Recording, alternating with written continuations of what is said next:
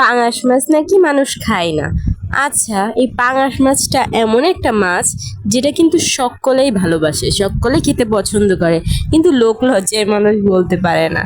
তাই আজকে চলে এলাম পাঙাশ মাছের রেসিপি নিয়ে। আসসালামু আলাইকুম। পাঙাশ মাছটাকে আমি প্রথমে অনেক কড়া করে ভেজে নেব, তারপর কড়াইয়ে কিছুটা তেল গরম করে সেখানে দিয়ে দেব আদা বাটা, পেঁয়াজ বাটা, রসুন বাটা, শুকনা মরিচ বাটা, জিরা বাটা দিয়ে ভালোভাবে কষায়ে তার মধ্যে কিছুটা গুঁড়া মশলা ব্যবহার করব।